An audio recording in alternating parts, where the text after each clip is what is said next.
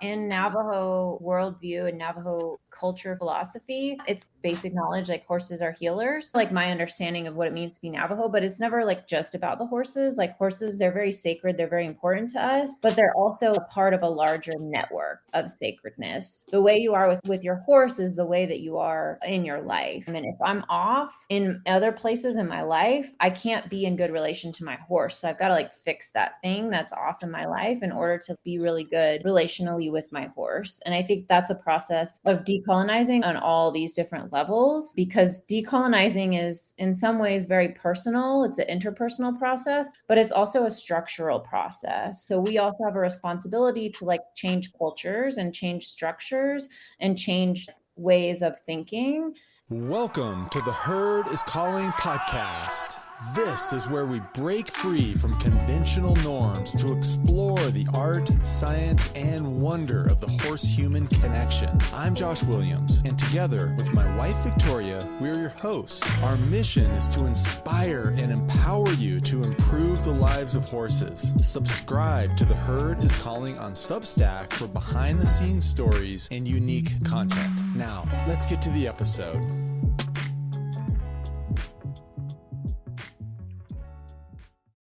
Welcome to the Herd is Calling podcast. We're incredibly honored to be joined today by Kelsey Dayle John. I'm going to read her bio here, and then we'll get started with some questions.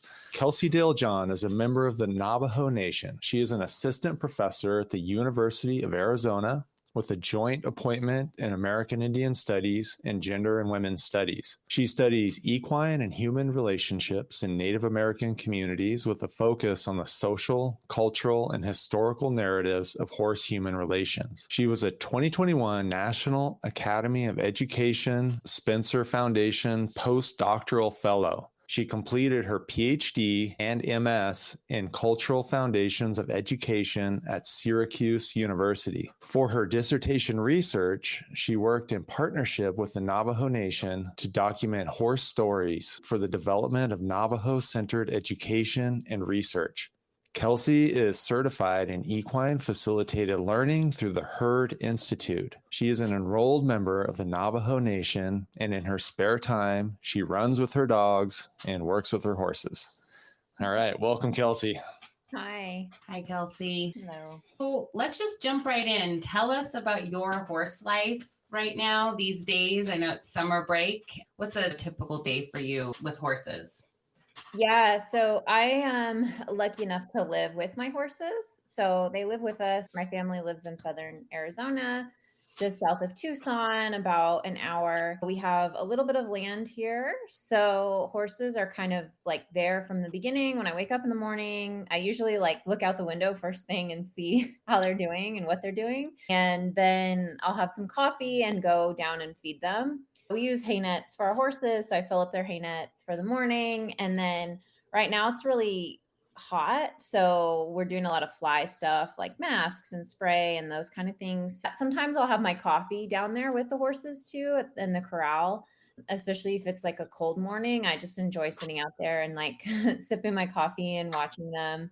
And I think every horse person loves the sound of like horses chewing hay. It's just really nice. So I like to just listen to that. And then keep my little herding dogs from chasing them too much is usually an honest part of my morning. And I work a lot from home. So I'll work from home throughout the day. I was thinking about this, but I usually like to go out there and just like hang out with them. So I'll take breaks sometimes and just walk down and just like hang out in the corral, or I'll turn them out and like maybe sit outside on my porch and just watch them. So I observe them a lot just to make sure that they're okay. But I also am like trying to learn more about them all the time. So like, what are they doing? What do they like? You know, are they cranky today? Like, are they getting along with each other today? We have 3 with us right now. And so like, what's the dynamic between all 3 of them? You know, all of those things. So I'm always watching them. And then typically during this time of year, it's really windy in the afternoon. When the wind dies down at night, I like to go out and spend like maybe 20, 30 minutes working on different skills with them. So I guess you could call it training. Right now, a lot of what I'm working on is just skills for them for their health purposes. One of my horses, she's really needle shy. And so she has to get her vaccines. And so we have to work through that. And I've found that the best way to help my horses, if they're like scared of something or they can't, they're not good with like a health procedure, is to just ease them into it with really short sessions every single day. That's been helping a lot. We really helped our other horse get through his like issues with having farrier work done and his feet picked up. So yeah, I try to spend at least just like and it's a low pressure for me too. Sometimes we think we have to like spend hours and hours training our horses. And I think you can just do little super low pressure, low key things every single day. And that makes more of a difference than being like, we're going to stay out here till we get this, under our belt. So that's helped me. And I think it's also helped them too. So that's usually how we end. I typically feed 3 times a day. And if I'm not feeding 3 times a day, I'll feed 2 times a day and they'll turn out in between.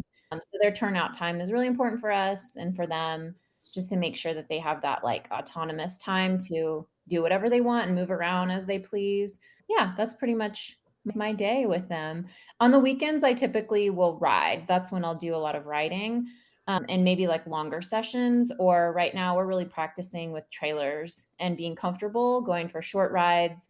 And so a lot of times, like my partner and I will just load up one of the horses and like drive them around for like 30 minutes and then come back and unload them.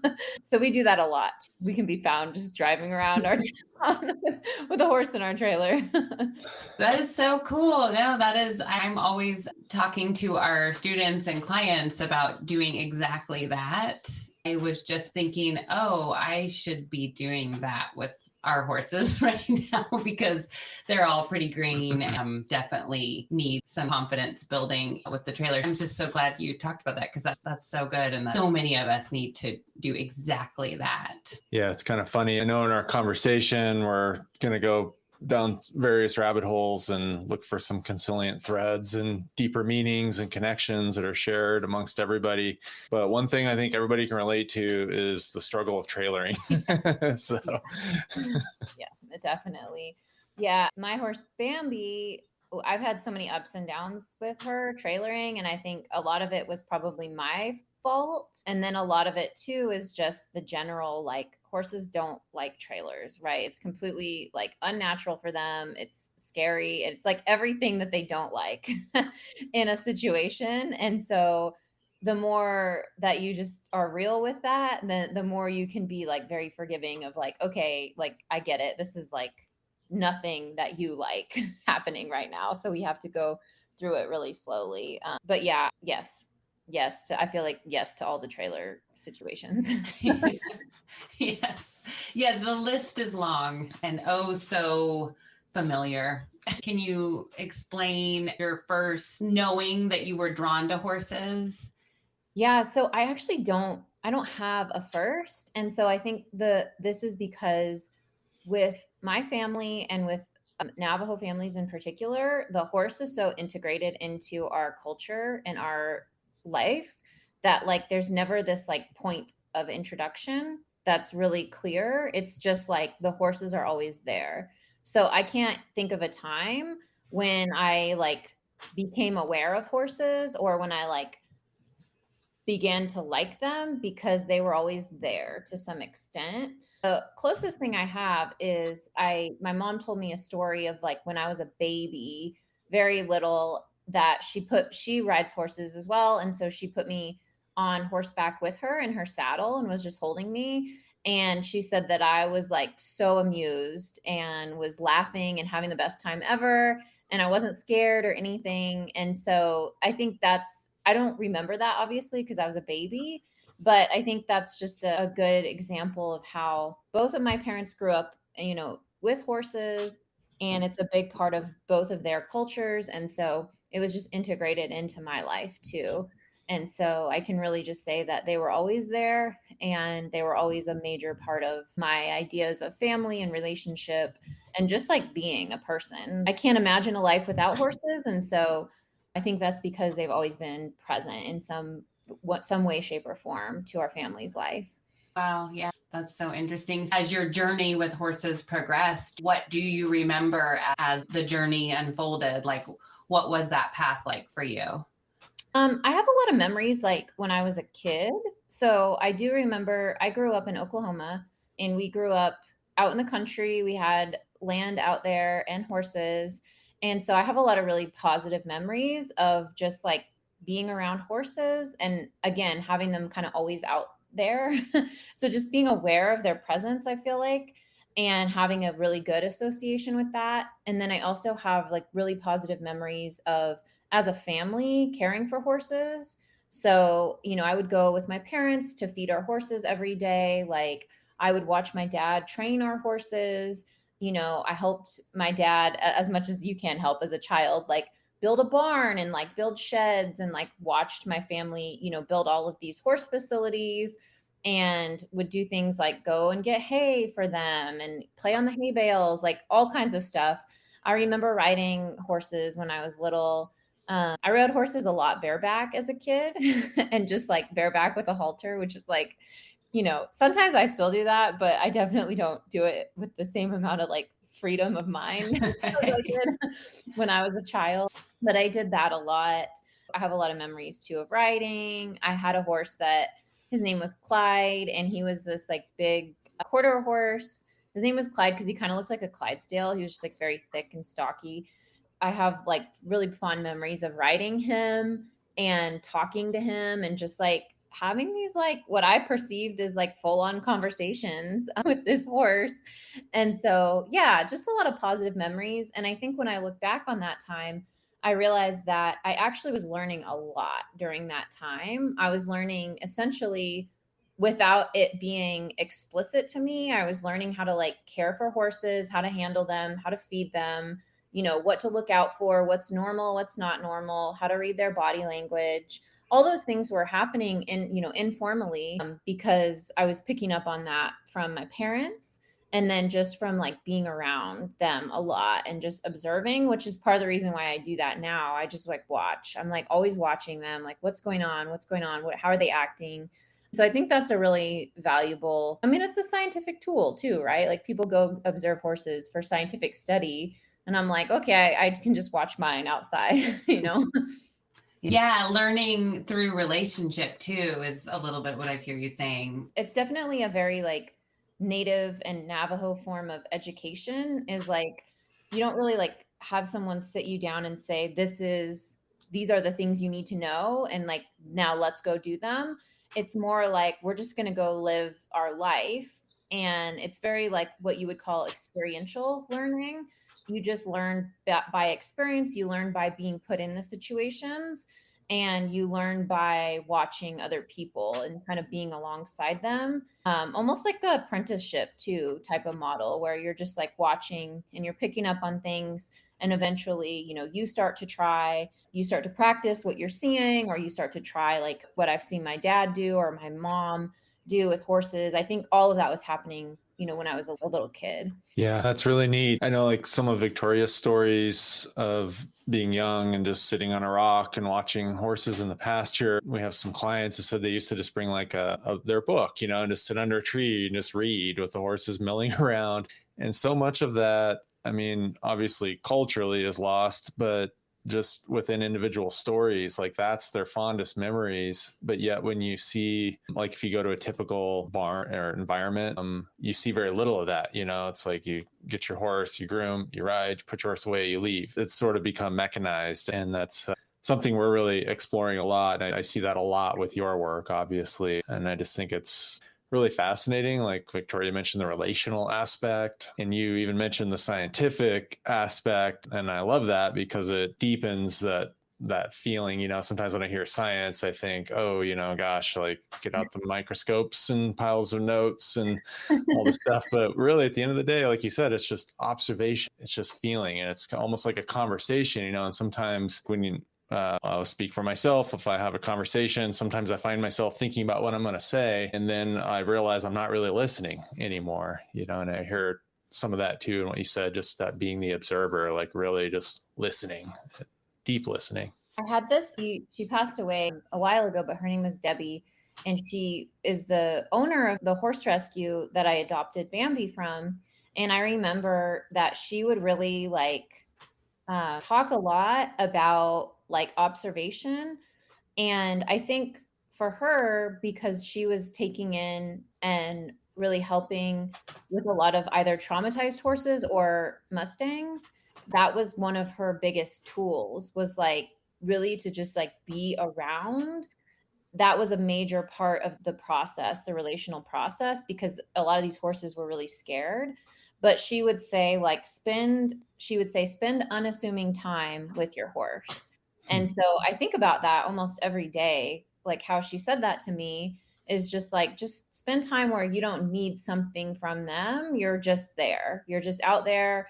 Maybe you're learning, maybe you're watching them, but you're not like needing them to do something for you. So I try to do that at least every day. I don't always, I'm not always perfect with that, obviously, but I think about her saying that a lot, because I do think that horses are positioned to like do so much for us that it's really quite different to think, how do I just be in relationship and not need something from this animal?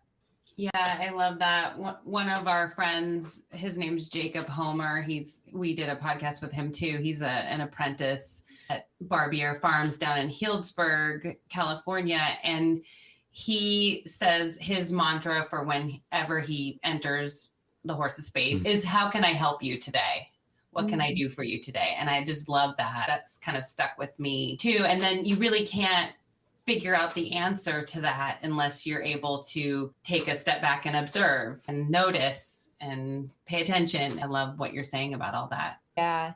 No, I like that. I'm going to think about that too. What can I do for you today? I might be jumping ahead a little bit, but you've mentioned Bambi a couple times. And would you share the story of how you and Bambi came together? Yeah. Bambi's famous nowadays. I was working on my dissertation with my community. I was living in northern New Mexico in the Four Corners area. And one of the things that like prompted me to where I met Bambi was that I was like doing research, but I wasn't really living out what I was researching about. So this kind of standard I hold myself to as an academic is that if I'm researching something or I'm saying something or like putting some kind of like information or knowledge into the world, that I like hold myself to the standard of like, am I doing that in my actual life too? So I felt really like off because I'm like, oh, I'm talking about horse relationships, but I'm not actually living my life with horses right now. So I'm like, well, I can't, I was living in an apartment. I didn't have really access to horses. I could go home and visit my family's horses, but I could only do that sometimes. I thought, well, I actually hadn't even really heard of what a rescue was. I didn't quite understand. I don't even know how I began to understand what that was, but I just remember Googling, like any millennial does, to find information. So I was Googling, and then I found that there was an equine rescue nearby. And I was like, cool, like I have some horse experience. Like maybe I could be a volunteer here. I could probably do that. And that would be a good way for me to feel like I was giving back to the community and doing something and not just talking about my research or just talking about horses. That just felt really weird to me. So I ended up, going to this rescue, and it's called Four Corners Equine Rescue. And I believe the first day that I was there was the first day that I met Bambi, because I do remember the first time that she was introduced to me. So the owner would go around, and I loved this too. She'd go around and like introduce all the horses to like whoever was new there. And so she's like, this is, they came from here. They like this. We do this with them. And so it was really fun. And that's kind of how I view horses, is like, you have to do introductions with them. Like they're people, So I was all about that. But I remember her saying, this is Bambi. And I just had like all the feels for I don't know what it was. I don't know if we were like meant to find each other or what, but I just remember being like, I like this. I like this horse. Like, I don't know what it is about her, but like, she's cool. I like her. Like, I want to hang out with her. And she is a Mustang too. And so I remember finding out like, oh, she's a Mustang. Like, I love Mustangs. I grew up with Mustangs. Sometimes they get a bad reputation. They get a bad rap, either like the way that people handle them. People have this idea that they're like wild or they're like harder to handle than other horses. I was just interested in all of that. I remember being like, hey, would it be okay if I, worked with her, if I spent some time with her? And she was like, sure. And I kind of feel like she was hesitant because later on I found out that she was like one of the harder, quote unquote, harder to handle horses there. And she had been working with a professional trainer, and it didn't work out because I don't know anything about that person or that situation, but I would venture to guess she's very stubborn. If you give too much pressure, she can't handle it. I think that's any horse, but something about her is she's like a barometer for your timing is bad and your pressure is bad and I'm done with you, kind of a thing. So anyways, I think that's probably what happened. I remember it took me days before I could even approach her because I was just wanted to be very aware that I wasn't forcing her into being in relationship with me. That didn't feel good to me. It didn't feel right to me. And so I remember Debbie saying, just do approach and retreat, essentially was what she was saying. And what I really learned from her in that interaction was just let them have their space. It's okay. So it's really different than pressure and release. It wasn't I'm going to give you pressure till you do what I want and then release. It was I'm going to approach you until I feel like you can't handle it and you don't want it. And then I'm going to listen to you and back off. And so that was really revolutionary for me because I'm oh, okay, that feels good to me. That feels like an appropriate way to read the horse's body language and trust myself and trust that I'm not approaching this horse in a way that's uncomfortable to them. And at the same time, I was also studying land and animal contexts on the Navajo Nation that involves and implicates wild horses. And so I'm I get it. The way that she ended up in the rescue, it's a violent process and it's a scary process for horses. And so I'm I totally understand why, you don't want a human approaching you and why you're scared in this situation. So just having that broader context and realizing maybe kind of being empathetic to her in the situation. The long story short, that's how I met her. And so eventually I was able to approach her. I just liked her so much. I don't know, we didn't really do that much. I feel I sat in a round pen with her a lot. And over time, we just got to know each other. And so she's a horse that I feel I just know her deeply. I feel we know each other deeply because we have spent so much time together. But yeah, over time, I have so many stories about her, but she just changed my life. She changed the way I view horses. She changed the way I thought about training and riding and being in relationship and everything. So eventually when I was finished, I think I worked with her for about a year at the rescue. I just come and hang out with her. We'd work on skills. And then whenever my research was ending in the community, I went back home to Colorado. It was pretty clear that she was going to be adopted by me. I think the owner of the rescue was yeah, obviously she's going with she loves you. And so we worked on trailering. Speaking back to trailering, we had worked on trailering for 6 months leading up to that. Which was really good because that was one of the better trailering experiences, I think, for her, just going really slow. But she ended up coming back with me to my parents' ranch. The rest was history now. Now we're bound together forever. Wow, I love how, was it Deb or Deborah at Debbie, yeah. Debbie. Okay. I love how she introduced you to the horses versus the other way around. It's equine centric in this case. I think that's kind of cool.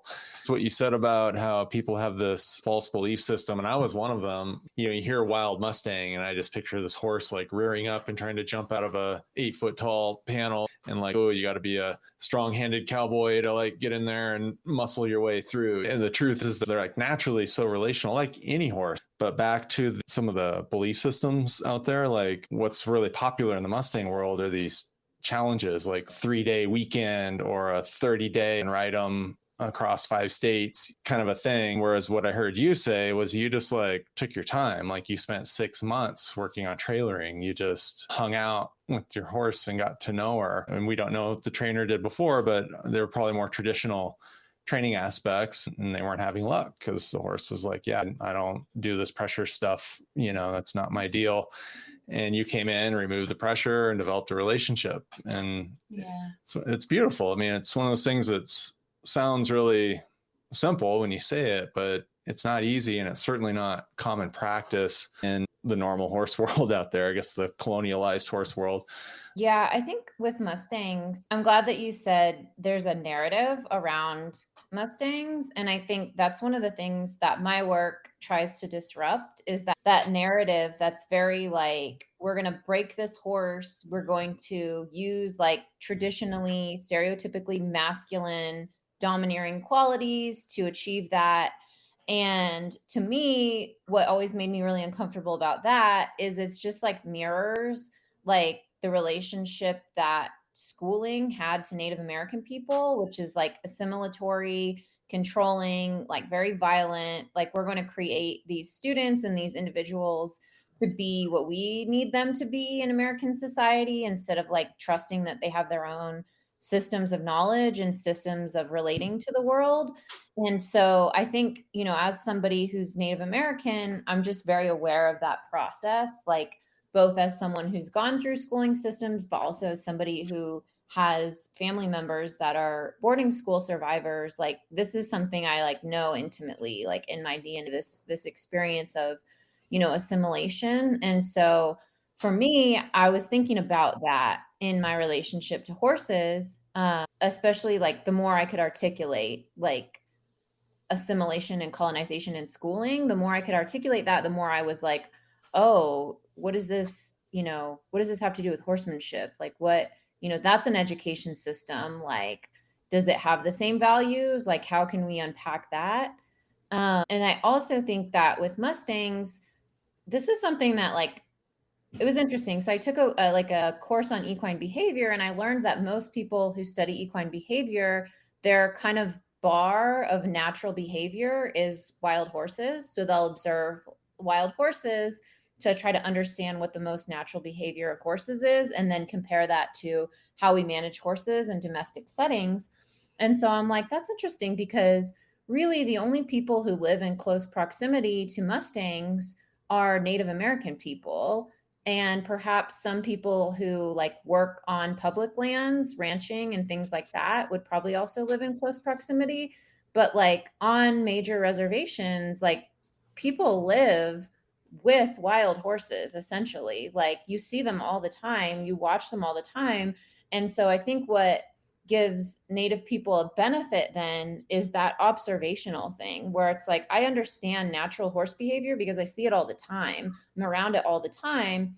And so I think that was really beneficial to me because that's, I didn't grow up on the reservation, but my dad did. And so his practice was like really like always measuring up to that natural behavior. I think one of the things that my parents instilled in me was like if you're going to have horses, you need to give them the most natural life that you can. And, you can ride them, you can handle them, but you need to make sure that like their basic needs are met in a way that allows them to just be a horse, basically. Like that's really important. And so that's something I really value, but I think that comes from being around free range horses and wild horses and just having a kind of deep understanding of horse behavior and not having it filtered through, like some other kind of paradigm. So I think seeing Mustangs in that capacity, it was easier for me to be like, I'm not scared of this. Like, I love the trope of like, oh, a Mustang, they're so wild. They're trying to jump over these like 8-foot panels. My thing is like, why are there 8-foot panels? Like, why is there panels in the first place? Like, that's where I would think, horses, nobody like, not nobody, but like horses don't like confinement, right? Like it's like the opposite of their whole thing. So that to me would be like, obviously this horse who's never dealt with confinement, like they're terrified, they're scared. That's what's happening. And so, how do we alleviate then what we have control over as humans to then make sure that this horse isn't reacting out of fear, and they're not just being bad, they're scared. It's not natural to them. So I think just having that view of like being critical of the human structures instead of just assuming that the human created structures are inherent or that they're good or that they have to be this way. Like it has to be this way. Yeah, oh gosh, that's so good. I remember Cabo was our Mustang that we had. We got her as part of one of those challenges. We were supposed to gentle her and then take her to this show. It just became very clear as we were working with her, that would be pretty rude to do to her, like just as she was starting to like trust us and develop a relationship with us and feel safe with us, to like have her go do this big, scary, traumatizing thing and send her off to who knows where. So we ended up keeping her for a very long time. But what was so funny is the organization that was running the event, they sort of said you had to have this type of fencing and you have to this and that. And that is what we noticed. She was terrified in that confinement. Like that in of itself created all this stress for her. She was young, she was a yearling.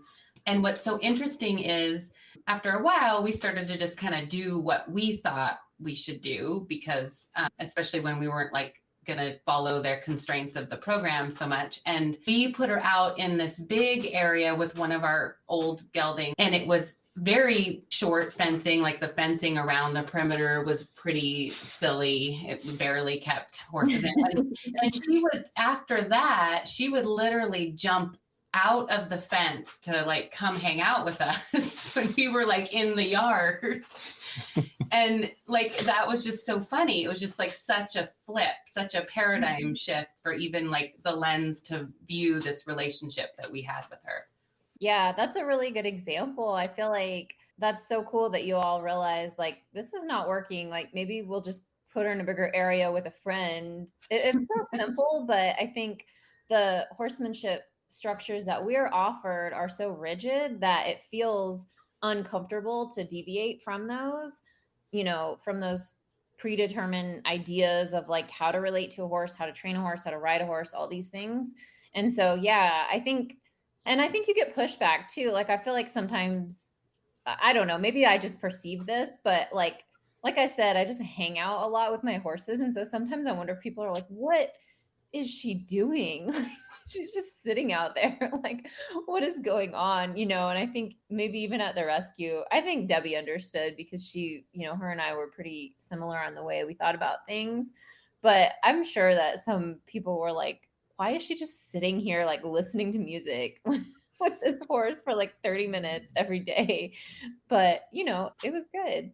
And we worked on things too. Like she was really scared of lead ropes. And so we worked through that. She was scared of gates, and like she was scared of walking around just like through like corrals and stuff, like past other horses, like all these things. And so, we worked through that over time, but it was really slow. And I think when there's no pressure, that's an ideal situation. Like when there's some kind of pressure on the situation of like, we have to perform, or we have to like get this, or you need this healthcare or whatever, like that's just a terrible situation. But if you're just like meandering through life, it can be a lot. I think it's a lot easier. That's why I try to do that with like 15 minutes every day where I'm like, okay, you've had your food, you're happy, the weather's nice, like we're just going to do some things and then it's no big deal. So I think just sort of being more chill about it has been my mantra. That I think it works. I don't know, to be determined. No, I love it. I mean, if I had $1 for every time somebody unsolicited asked me if I was riding whatever young horse that I had, in my care, that like, are you riding him yet? Did you ride him yet? Are you riding him? First of all, it's why none of your business. Second of all, like, why is that the big question, Yeah. No, I think that's a tough one for me because, I grew up riding and I try to think of what my relationship is to riding. That's something I've really been thinking through a lot lately, is like, is this completely just for my own desire? Is it just like for my own like fun having, why is it because I want to be in relationship to the horse? I think it's all of those things. It's also something I would say is like cultural and traditional, like as a Navajo person. And so, yeah, I think through that a lot. I'm really grateful that I didn't grow up with a competitive horsemanship background. My dad did rodeo in his younger days, but we were not raised within that context or any other competitive context. And I'm actually really glad for that, because I feel like the context we were raised in was either a shared working history with horses, so ranching, or a trail riding type of relationship. And those types of relationships can, of course, have their issues too. But I think what I gathered more so from it was that it was just more chill. Like there was just not a lot of pressure. And, it was kind of more like enjoyable, rather than like my identity or my livelihood is wrapped up in this horse's performance. That's obviously a really high pressure situation. So I think not having that has helped me be like, okay, like riding, like it's fun, it's cool, like I like to do it. I want to make sure my horse understands what they're doing and I can teach them properly if we are going to do that. But it's not like the end all be all of my life. Like we obviously have horses that, I've had horses that you can't ride, or when your horse retires, like you can't ride them anymore. So, if they're only riding to you, then like, are you going to care for that horse once you can't ride them anymore? Like, I think that's something that, again, something I learned from my parents is like, you live like your whole relationship is with that horse from like when they're young to when they're old. And so you're caring for them the whole time. And riding is just this tiny piece of that. Like it's just a small part of the relationship to the horse. It's a beautiful thing, but it's also just a portion of it. Yeah. Yeah, that's such a nice way to say that. We were just at a sanctuary the other day, and the lady, she cares more for older horses, is more her focus. And she said it's like, it always kind of boggles her mind. Like people will call just because their horse is getting old. And they're like, can you take my horse? Because, and some of it's they just don't want to go through the grief of seeing their horse get old and eventually pass away. But, so yeah, I know, right?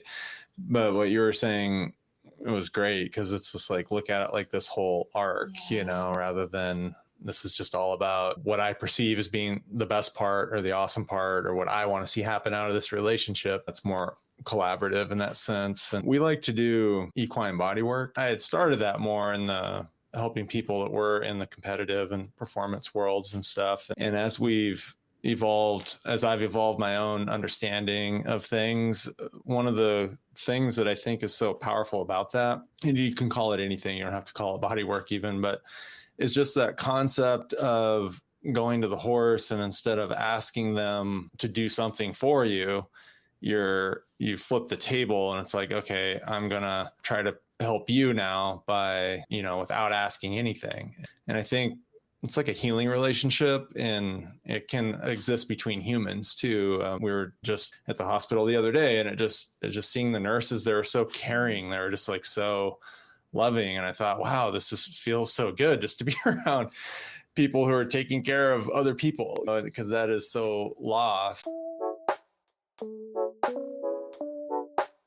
Hey friends, Josh here. We've launched a free community for The Herd is Calling. It's on Substack. Subscribe to join thoughtful discussions and access exclusive content. It's as easy to use as social media, but so much better because social media. Am I right? In the words of John Lennon, a dream you dream alone is only a dream, but a dream you dream together is reality. Like the wisdom of the herd, we are stronger together. Click the link nearby to subscribe and get in on the conversation. Now, back to the pod.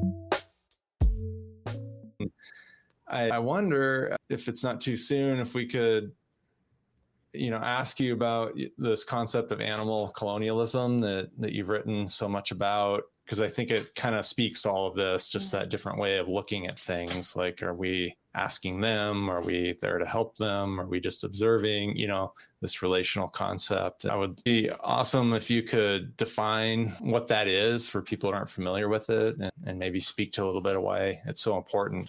Yeah. I mean, I like what you said about equine body work. And I think, like you said, whatever you call it, just the idea of like going in and being, what can I do for you versus it just being a one-way relationship. Like, what are you doing for me? So I think to me, like, that's really one of those major pieces of relationship and just like being relational.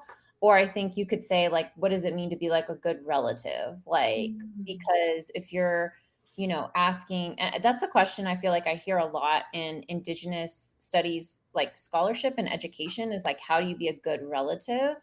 And how do you, if you understand the horse to be a person, a sentient being, and if you understand that things are all related, then like you are a relative to the horse. So, just like you would want to be a good relative or a good human, like to other humans, like the same thing applies to horses. Like it can't just be a one directional exploitative relationship. I think exploitation is it's a harsh word, but I do think that if we look at the history between horses and humans, there's a lot of exploitation there. And so, the more we just get comfortable with realizing that and trying to change it, the better. So with animal colonialism, I wrote that piece a while ago, actually.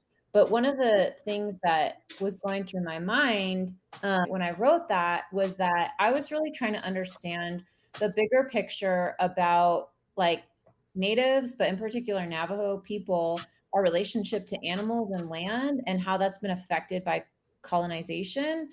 There is a lot of research out there about how, human native people have been affected by colonization. There's a lot of research about how land and our relationship to land has been affected through different practices and structures of colonization.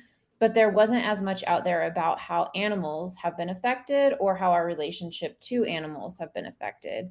So that's where I really that's where that paper began, was me thinking through what existed in the field of Native American studies at that time, which was a lot of folks were talking about how, the land is a person, the land is a being. And so, and they were also talking about how Native humans have been separated from lands, either physically or intellectually through assimilation practices.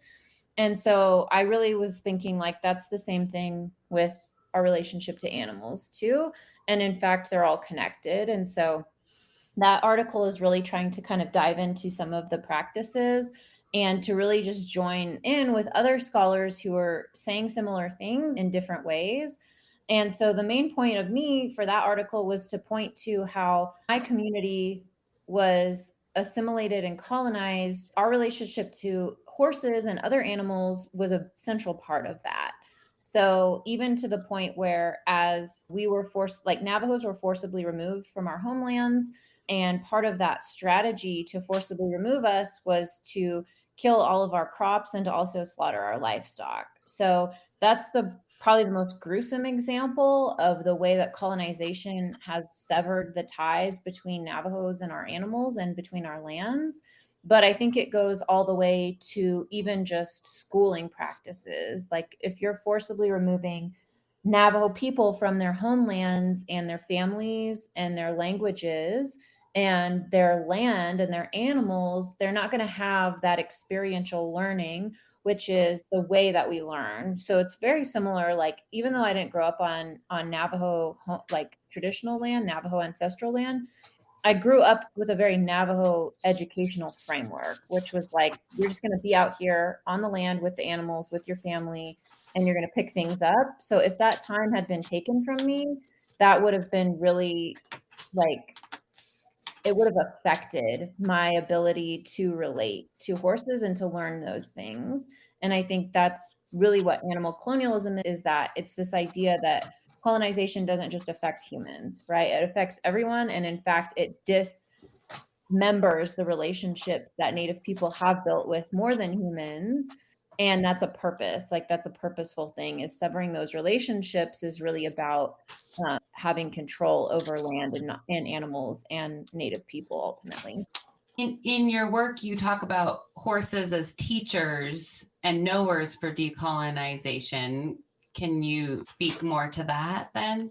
Yeah, I mean, I think that the way that I would say that is that horses, I think in order to have a good relationship with horses, it's kind of the opposite of colonization. Even though horses are so exploited through colonization, it's kind of this weird thing where it's like, it depends on how you look at it. But I think from my standpoint as a Navajo person, like having a good relationship with your horse, one that's gentle and communicative and reciprocal, is essentially like the opposite of what colonization is to me, which is like separation assimilation, control, domination, and exploitation. So I think like crafting that relationship to your horse, I think it obviously helps you in all areas of life.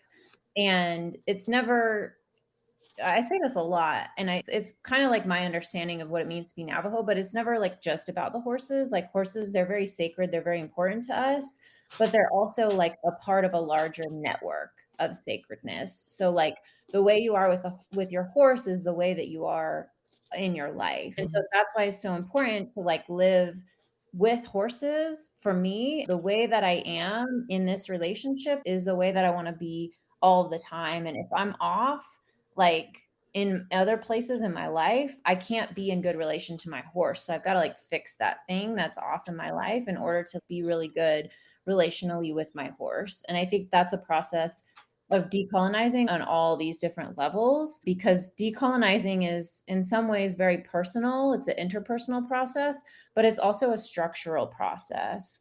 And I think sometimes we think, oh, it's just personal, like, I have to do better, or I have to do this or that. That's part of it, right? We're people in a structure, but it's also structural. And so we also have a responsibility to like change cultures and change structures and change like ways of thinking. And so that work is sometimes easier because it's not as personal. And so, it can be, of course. And so like I see what you all are doing as a piece of that, right? Where you're like, how do we change horse culture? How do we change the way that we relate to horses? And how do we turn away from these structures that maybe are exploitative or they are more dominant and controlling? How do we be critical about that and create new ways of learning and new ways of being? And so I think, those are pieces of like this process of what it means to think critically about, our relationship to horses and to all non-human beings. Awesome. Wow. Yeah. Thank you Yeah. for explaining it like that. Yeah, I can listen to you talk all day. That's See, wonderful. I told you. Yeah. I appreciate just your definition of colonialism. You use some words like control, exploitation, separation, dominance. I think that's helpful because it can be a vague word for people who haven't really thought about it. So just thinking about how that plays out in daily reality and how that affects humans, indigenous cultures, animals, all of it, the structure, as you said, and the paradox there too. There's so much paradox. It was a Jungian quote where like, ever you come to a place where you find paradox, you're getting close to the truth, because it's really, I guess that's symbolic of non-dualism. Yeah, non-dualism. Thank you. Yeah, that whole concept is great. Yeah, but the teacher's part, and I know that's a big part of your work too, is studying that at such a high level. And just this concept of like different types of intelligence. It's so common to be like, oh, my stupid dog, or the horse is doing this, doesn't know any better, those kinds of things. Whereas we often talk and try to understand like, well, wow, what if there's like this whole other level of intelligence that we're not even thinking about, because maybe it's this sort of frontal part of our brain that's very developed and can do mathematical equations and high level thinking and stuff. And we start thinking that like that is the measure of intelligence, whereas like a horse just being congruent between its feelings and its actions is like such another level of intelligence. I'd love to hear your thoughts on some of that too. Oh my gosh, I have so much to say about that. And I like the word congruence too. I remember when I first learned that word and I was like, oh, that's what that is. Like that whole thing, like there's a word for that. Yeah, I think that for sure we privilege a certain type of intelligence as humans, right? Our human structures, we're very like in our head, like very analytical, very like what I like to call just like heady, like just and I'm like that because I'm an academic, like I'm like the epitome of that. And so it is a completely different way of being to match your body to your intention or to your feeling. And it's really hard. It's really hard for me. Like I can say all these things intellectually, but it's very hard to go and then live this in relationship to beings. It's not an easy thing. And it's especially for me, not an easy thing as someone who spends a lot of time like being very analytical and being very much in my head as a job. So I think that like I definitely value horses for that. And I think that's something you don't want to take away from them either. You have this way of being in the world that in some ways, it's really funny how much they hold on to it. As long as they've been in relationship to humans, they're still not going to be like humans. And it's like, that's great. Like, good for you for holding on to those things, like, and not completely evolving. I mean, that's really interesting to think about, right? Like, not evolving so much that you are the same as humans is really interesting to me. Sometimes I was just having a conversation with a colleague that I work with who's really wonderful, and we were laughing because we were kind of thinking, I wonder if our animals look at us and are like, these poor beings, like they have such bad mental health, they can't integrate their emotions in their bodies, they sit in front of screens all day, like, this human hasn't gotten up in 5 hours. Like, are they okay? I'm like wondering if they're looking at us being like, what is wrong with you all? And I swear Bambi does that to me. Like, I feel like she's so expressive and her vibes are just very like palpable. Like I feel like she's just like, I don't know if it's partially her body language, but it's also just partially like the energy that she puts out into the world. But I feel like sometimes she's looking at me like, what are you doing? Like, this isn't even like, it's almost like judgmental. I'm like, okay. But I think that is absolutely, it's a form of intelligence. It's something that we like severely lack as humans, is this ability to be embodied. And so like, I'm like, well, maybe they have it figured out, right? Like more than us. And same with my dogs too, where I'm like, oh, like maybe you all have it figured out and you're sitting here looking at us like, what are you all doing? Like, why are you wasting time on things that don't matter? Yes. Yes. That was hilarious. I was cracking up and you're talking about the horses. Me like, are you okay? You haven't gotten up for 5 hours. Our horses do the same thing. They're like, what is wrong? Can you just like be clear? Can you just say what you are trying to say? Yeah.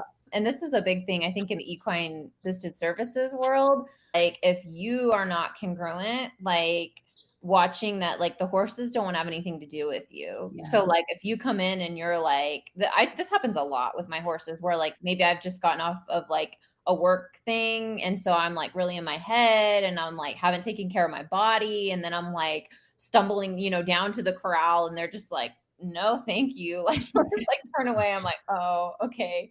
I guess I need to like fix myself before I do it in your face. Like, yeah, it's really funny. And I think that's a place where maybe if you're just so training oriented, you're just like, oh, I'm just going to catch this horse and like do the thing and like not pay attention. But if you're really paying attention and they don't, they're like going away from you, then you kind of have to ask yourself like, oh, like what vibe am I bringing right now that like they're walking away from me?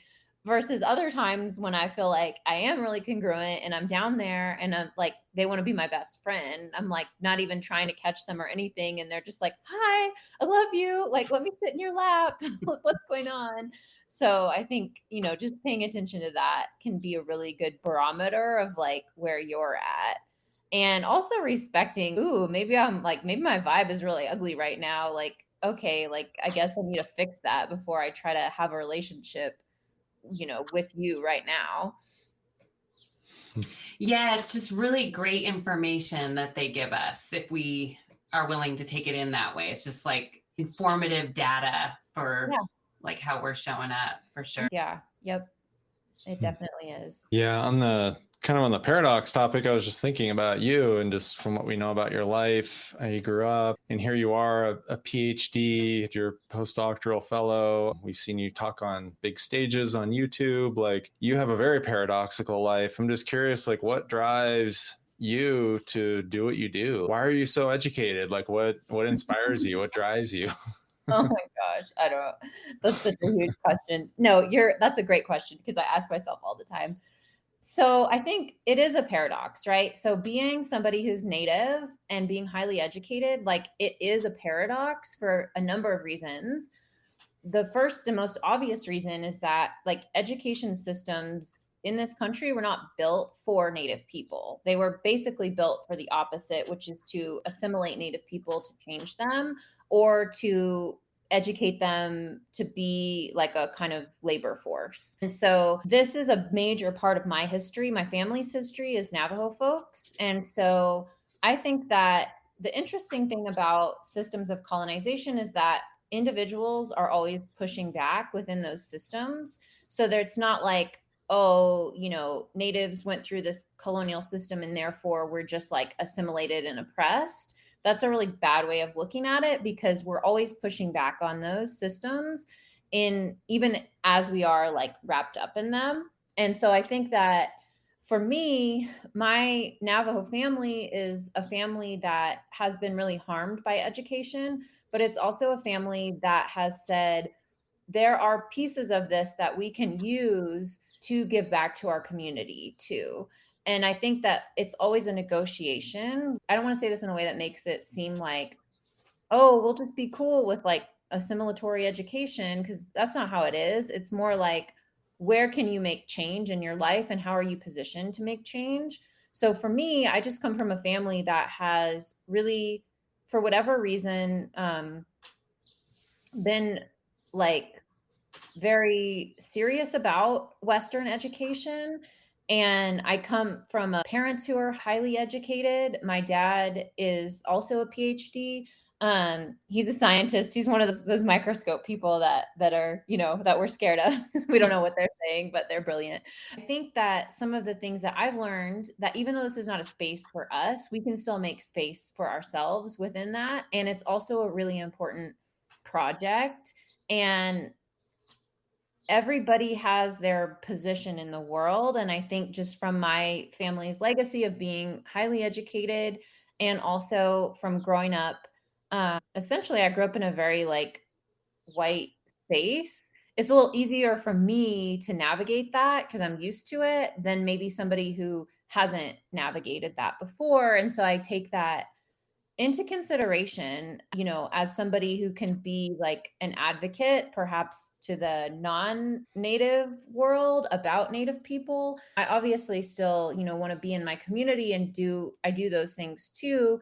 But I think there's a different position for everyone. So yes, it is a paradox. It's something I think about daily, because a lot of times I'm like, why am I doing that? Like, I could just be like hanging out with horses, like maybe I could just have a job where I just hang out with horses all the time. That's like a little less in my head. But then I also think about how, people who have been highly educated, who are Native, have also like changed my life, or they've created things that have changed the lives of other people. And so I think about that also as a responsibility. Like, this was the hand that was dealt to me to have access to this. And so, it's never just for me. Like, it's not for me to achieve a lot of things and like pat myself on the back. Like, I'm positioned as a family member, as a relative, as a community member. And so I have some type of responsibility in that. And I think every Native kid who's educated will say that. Like, this isn't for me. This is for me to do something for my people or with my people. And it's just a different way of being in the world. But that was very known to me as a small person. Like, you don't just achieve things for yourself, it's for this collective purpose.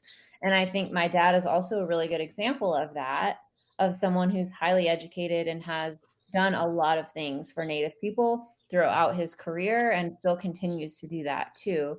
So that's a piece of the paradox, but it is, right? I'm not somebody who is like, I always say, like, I'm not a traditional expert knowledge. I'm not someone who's like, I'm not fluent in Navajo. I'm not like steeped in these like deep cultural traditions. Like, I'm actually a Western education expert and a translating kind of expert, but I'm not somebody who's like really, the expert knowledge holders who are Navajo are not going to, they wouldn't be in my position. They're going to be out like living their life in a different way. It's incompatible to be both to a certain extent. Oh, that's so interesting. Yeah, just reading your work and sense that feeling of responsibility just in the way you write and the way you talk. So I see that. And that's interesting that your dad's a PhD too, you said. And he's the horse trainer, right? That used to do the rodeos and stuff when he was younger. Yeah, he did rodeo when he was younger, and he trained all of our personal horses. So Okay. that was interesting too. It's interesting because I feel like he's not a professional horse trainer, right? He's somebody who like, and so it made me think of training differently, because it's like a lot of times it's like we send our horses off to these people to train our horses, and then we expect them to come back and be like ready. And so I think watching my dad be like, I'm going to train our own horses, it's a completely different paradigm, right? It's like, it's not just like, hey, you send your horse off for 90 days and then they come back and you're like ready to go. It's like, no, the whole thing is a relationship. Like from the time you acquire that horse in whatever way to like, even once they've learned a lot of things, like it's really interesting because I feel like if you watch someone who trains their own horses, everything is training, everything is learning, everything is this relational process. And the closeness and understanding that those two have is so different because you're not like expecting them to be something and you're actually responsible for what they are, right? Like, you can't like blame somebody else. You have to be like, oh, my horse doesn't get in the trailer because I didn't teach them how to get in the trailer, right? Like I'm responsible for that. Or my horse is doing this because I didn't teach them to do that. Or they're doing this bad behavior because I accidentally taught them that. So I think it makes you be more responsible. I don't think everyone can and should do it, right? I think there's probably like a set of skills and knowledge that you need to have to do that ethically. But it definitely is a different paradigm of like, that's why it's so important for me that I train my own horses because I'm like, I want to be responsible for this and not just have somebody else like put this off on someone else. Yeah, that sense of responsibility. I heard that in your story too, just about giving back. You're creating bridges. I think about that in different activism things, like where there are certain things that really upset us, particularly like in the LGBTQ plus world and with trans kids, like things that really make my blood boil. Like I would feel like punching somebody out sometimes. But then you have to think like, okay, if I say this or if I confront somebody in this way, am I building a bridge or am I burning it? And what's ultimately going to help the world more? But I think generally speaking, the connection, the relationship happens more from building a bridge when possible. I know that's just very tricky territory and it's full of its own mountain of paradox as well. Yeah, one of my primary areas of education is really social justice. So I've thought about these things for so long, and I think I'm not even really like a sage knowledge person on this, but I just think as perhaps someone who has thought about this maybe more than the average person because of my studies, I think that one thing that I try to hold on to is that shame is not a great motivator for people to change. So I think that's good for the horse world, it's good for the social justice world. I think like you said, there's obviously a time when you need to be very like clear and upfront about what's happening. You need to name things. But I also think that like I'm just really like I'm not vibing with shame as a change tool for anyone. And so I think that I try really hard not to be somebody who uses that as a tool. And there's this really famous quote. I feel like everybody quotes this, but it's really, I mean, there's a reason why. In the social justice world, I believe it was Audre Lorde said, like, you can't dismantle the master's house with the master's tools. So I think like anything that to me is oppressive, like shame and dominance and exploitation, like those things, you can't use those for social justice. And so that can be really tricky sometimes because like we don't know what to do in order to like achieve, this goal of justice or equity or, whatever. And so I think that's tricky. And I do think that building bridges when you can is really important. I think that building bridges, yes, is really good. And I think that different people are positioned differently to build different kinds of bridges. And so kind of like I said, like I'm comfortable speaking to an academic world. I'm comfortable speaking to like a non-native audience. I'm aware of what that brings with it. Like I'm aware of the responsibility that I have to do that, but I maybe am more comfortable than somebody else doing that. And so I think about that a lot. I think that everyone has, like you said, like everyone has a role to play in social justice. And I think it's good to recognize what role other people play and to be real with yourself about like your positionality and what role you play in this work. And I also just think that's a good part of being a good leader too, is like, what are your strengths and what do you bring to the table? And then what do you just need to let somebody else do? Yes. Same with horses too, right? Like I think there's times where I'm like, oh yeah, I can like do all of this. And then it's like, no, like I actually really need to ask for help when it comes to this. That's a lesson that I've definitely learned over the years of having my own horses. You wrote, I ride horses to get away from academic theory, to get away from humans, and to learn, reflect, grow, and plug into something much more important than my own narrowness. Can you say more about that? And I love that as like a kind of a tie-in to what we're talking about. Like, we have these things we're trying to do as humans, but then there's this other way of going about doing some of those things. I'd just love to hear what maybe you say a little bit more about that piece. Yeah, I think I'm like, did I really say that? Yeah, sometimes you forget everything that you write and put out into the world. So I think this goes back to the paradox of like being an educated Native person, because the education system in many ways is like very disembodying because it's so focused on like thinking, and it's so focused on like headspace. That is my way of saying that is saying like it's actually really very disembodying for Native people to be good at education and at academia, because the current structure is like all about thinking, and it's not very embodied, and it's not very relational. And so like that's my way of naming like this is the structure that I'm working within. And so a lot of times people like wonder, why are Natives not as successful in educational institutions? It's not because they're not smart, it's because the institution doesn't accommodate our way of thinking, which is interrelational and it's interdisciplinary and it's very embodied. So if you have a system that doesn't accommodate that, in order to be successful in that system, there's like a level of disembodiment that you have to do to be successful. So like I recognize that now about myself. And so I'm like, ooh, like I need to get away from that. And so I think my relationship to horses, but also to other things in a Navajo life that you're supposed to do. So like running is really big for me, and it's a traditional thing. It's a thing that you're supposed to do. And so like that's another piece of like this is, you could call it like self-care or like mental health stuff, but it's just this practice of like being integrated and being embodied and understanding that the academic system as it is currently is very disembodying. And it's not just academic systems. I'm sure it's like a lot of things in the world. Like there's a lot of things that disembody us. Even trauma too, right? Like trauma is very disembodying. And so, how can we like create relations to like re-embody ourselves, but also to be in better relation to every being around us too.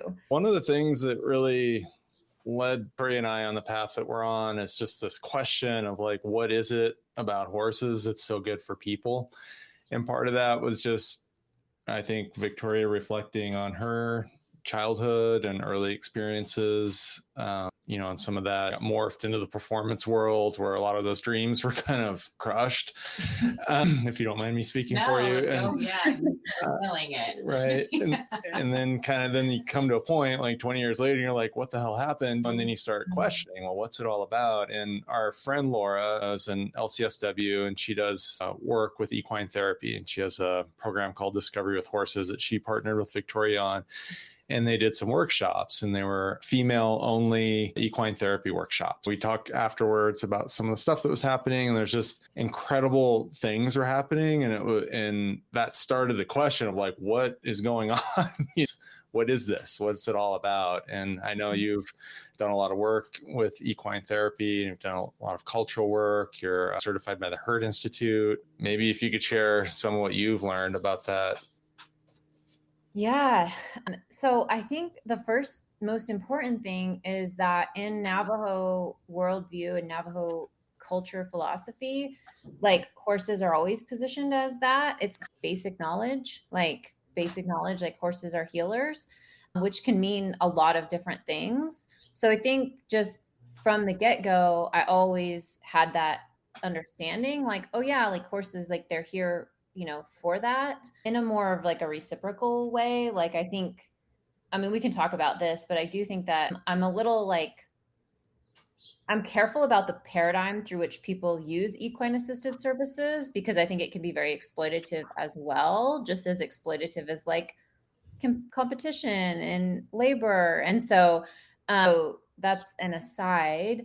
But I think with horses and healing, like one of the stories I tell a lot, which you probably already heard me tell this story in like another talk or something, but when I was in graduate school and just kind of really struggling with like graduate school is like very isolating type of activity. Again, it's very disembodying. You're very much in your head. You're thinking all the time. It's really easy to feel like you don't know what you're doing, especially as like a native person. So I was struggling with all those things, being far away from family, from home, from like the lands and the places that were familiar to me. And so one of the things that really helped me was to like think about horses. So I think this is interesting because I wasn't even around them physically, but I was just like thinking about them and remembering what it was like to be in relationship to horses. And I actually started just writing it down, like kind of writing little stories or just like writing little snippets about like horse relationships. And that practice was healing for me. So I think that's interesting because a lot of times we're like, oh, we need to like be like hands-on with the horse for them to like heal us. But I'm like, actually like them just being in the world is a part of healing too. Like, and I think I learned this from my dad because he said this really interesting thing. He was being interviewed and he said this thing where he was like, it's not just about like what they do for you, like, and this is a paraphrase of this, but basically he was saying like they are healing because they're just there with you. Like you don't have to be like all up in their shit, for lack of better phrasing, like for them to be healing. It's like them existing is beautiful. Like them existing is a healing thing, and them existing as their best selves. Like that's probably why I love to like live with horses, to share space and share my life with horses, because I'm like, you out there happy like makes me happy, and that's a part of that healing process is like, how can I facilitate a world where you live as a horse? Because as a horse, you are this like beautiful creature that like brings so much joy aside from like what I can like get from you, you know? And that's probably maybe at the root of why people are so fascinated with wild horses too, is like, oh, wow, just like, look at that. Like they're just there, like being themselves. Like it just is I think that's a really healing kind of thing. And then, of course, you know, there's also the pieces of like, we can talk about this embodiment thing, right? Like we talked a little bit about how when we interface with a horse, like if you're paying attention, they give really clear feedback about what they're perceiving. And so we don't often get that clear feedback from humans. I think you would feel like a really, like, you'd maybe be considered mean if you gave that clear feedback as a human, which is funny. Like, you know, if somebody tried to talk to you and you just like turned away from them and walked away, that's like very rude. But horses do it all the time. So I think that's a process of like getting that really clear feedback from horses. It, you know, that's really one of the main pieces of equine assisted services. And I say equine assisted services because I actually don't do equine therapy. I'm not a therapist. My doctorate is in education, and so I really stay within this like learning paradigm. And you know, there's some overlap in terms of philosophies, but I think the practice of equine assisted or equine facilitated learning is quite different than therapy, because I operate differently in the world than a therapist. I operate as like a learning scientist essentially. And so I think, you know, like I've said earlier, we're always learning, we're always teaching and learning in all parts of our life. And one of the less explored spaces scientifically of learning is interspecies learning. And that's something that we all do all the time. Like we're always around other species and we're always learning from them and they're learning from us. And so kind of being intentional about that is really how I approach it. And I think for sure that can be like something that's, you know, healing, but I'm also careful with that word too, because I don't want to be positioned as someone who's like doing therapeutic work as a non-therapist. Yeah. I know how important the language is are like equine assisted services, equine assisted learning, equine therapy. Yeah, there's so many aspects to that. Equine assisted psychotherapy, right. assisted, even equine therapy is too broad, right? Yeah, because there's different therapeutic modalities and different types of therapy. Yeah. I was kind of cracking up because you were talking about how just healing they are. And we do a lot of clinics and workshops and stuff like that. And we spend so much time trying to think of activities. And of course, we do our best to make it very holistic and experiential. But at the end of the day, it really is just being in that environment. And it made me think of a story. And I don't know exactly where it originated from. It was like a kid in India really wanted to become an archer. It was a long time ago, hundreds and hundreds of years ago. And archery was like one of the great arts of that civilization. And he was just a poor kid and didn't have access to like the famous archer, that taught the great archers. But there was a statue of the archer outside of the school. And the kid would just go and he would stand in front of the statue and just imagine himself being an archer. And he would just kind of was open and receptive to those vibes and that learning environment. And he ended up becoming like a great archer in the end of it. And part of that, I think, might speak a little bit just to the power of like intentionality and, just being open. Hey friends, Josh here. We've launched a free community for The Herd is Calling. It's on Substack. Subscribe to join thoughtful discussions and access exclusive content. It's as easy to use as social media, but so much better because social media. Am I right? In the words of John Lennon, a dream you dream alone is only a dream, but a dream you dream together is reality. Like the wisdom of the herd, we are stronger together. Click the link nearby to subscribe and get in on the conversation. Now, back to the pod.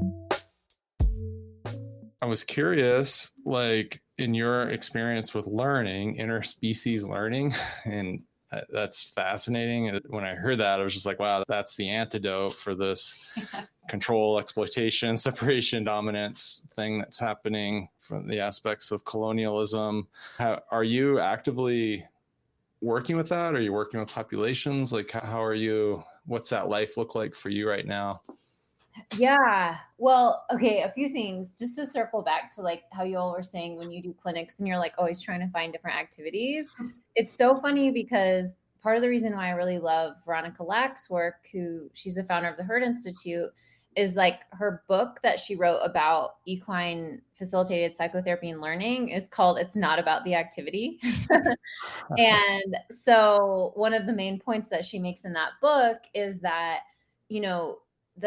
it's about the intention in the relationship essentially. And so if you're flexible in your activity enough to let that relationship unfold, it's actually giving everyone in that situation more agency, including the horse. So I think sometimes like in equine assisted activities, if people get really activity oriented, then it's like, oh, you're not even like picking up on the information of what's happening. And sometimes the failed activity is like the thing, right? It's like, oh, we weren't able to approach the horse. Or a really good example of this from my own experience where I was like functioning as a participant in an equine assisted learning like session was the activity was to halter the horse.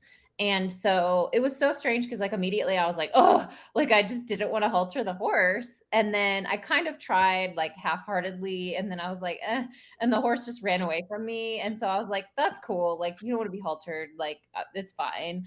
And that was essentially what the whole activity was. Like, I did not accomplish the goal of haltering the horse, but the group had this really like great discussion about why that was. And for me, my own learning from that interaction in that moment was that, I don't like a lot of predetermined horsemanship structures.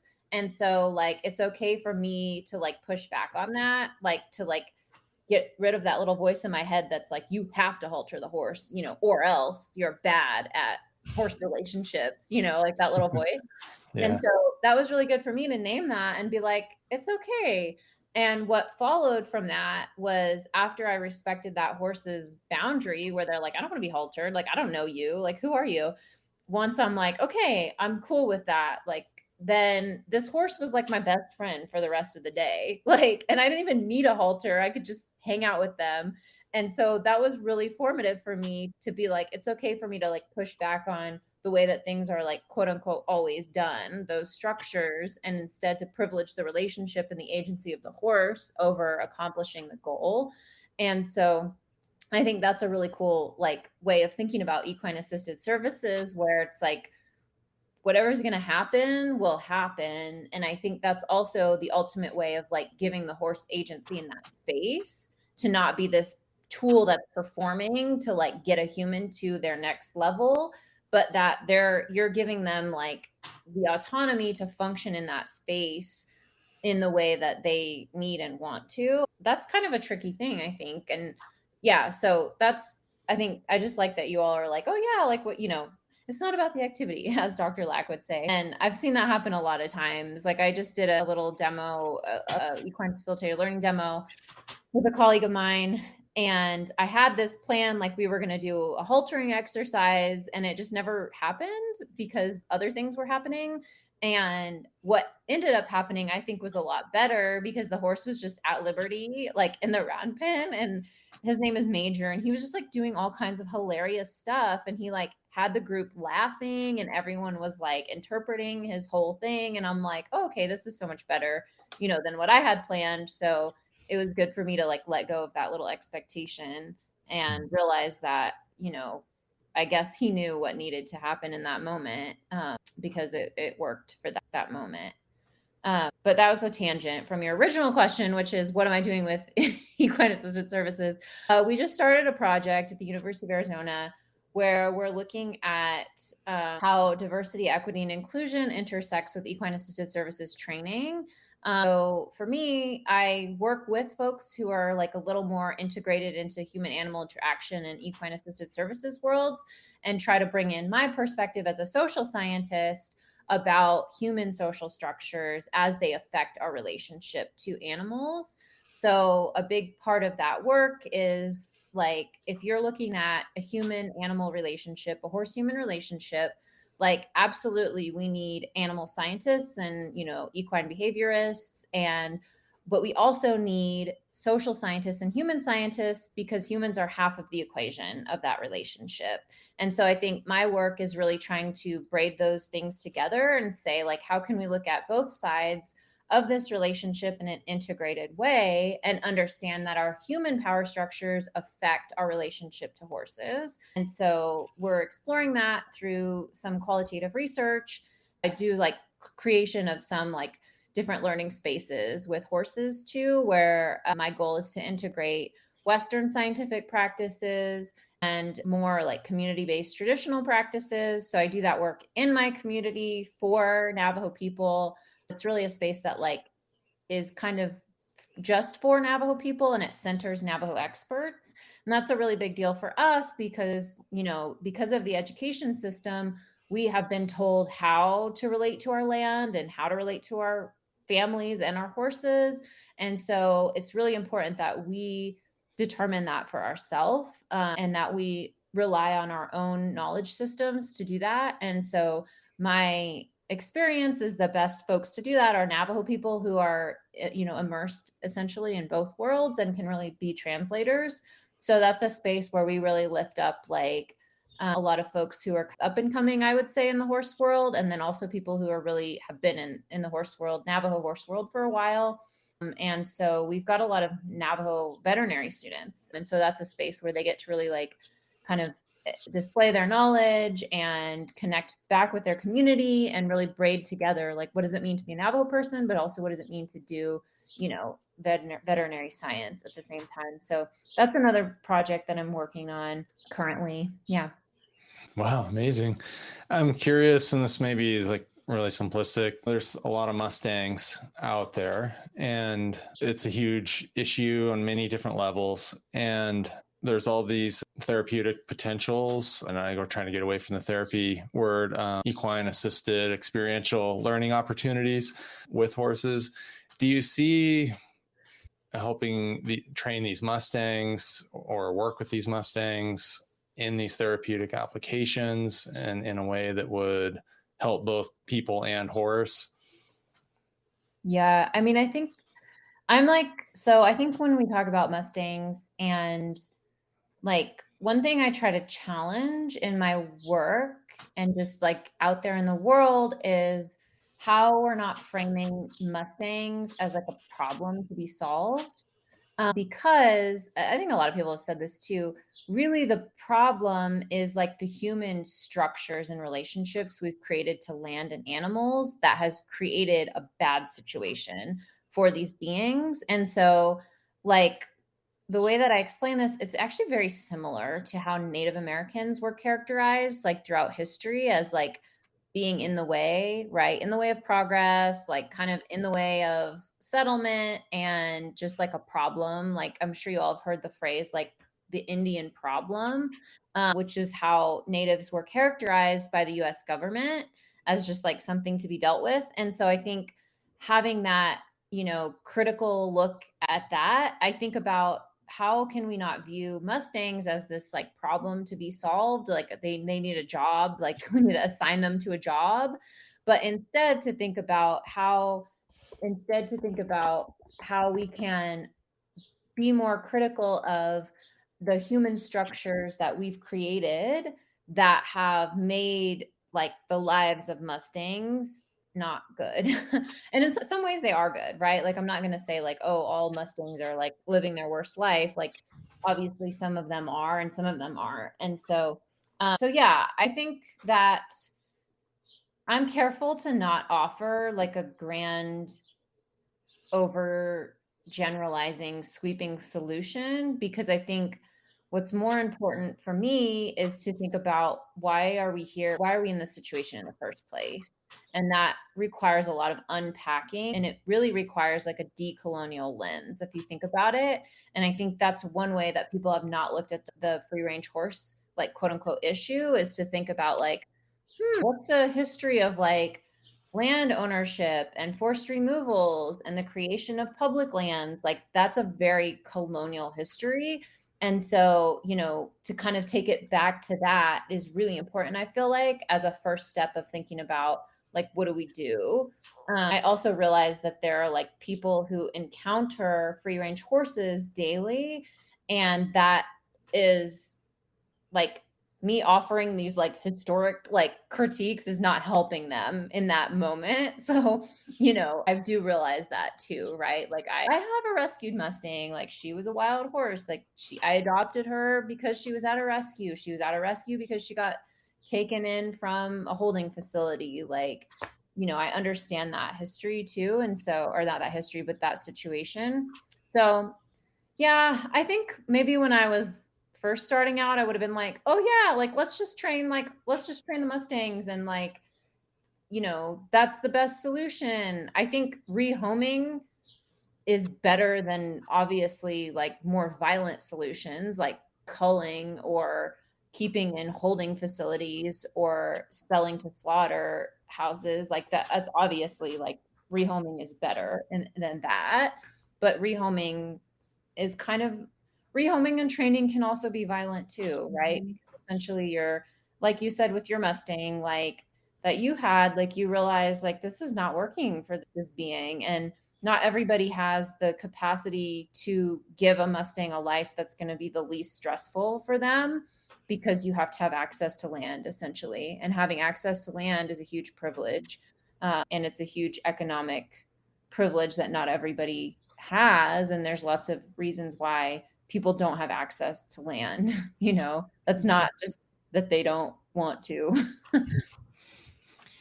Yeah, the more I learn about some of these things, some of like quote unquote issues, the less answers that I have, that I know, that, anything actually.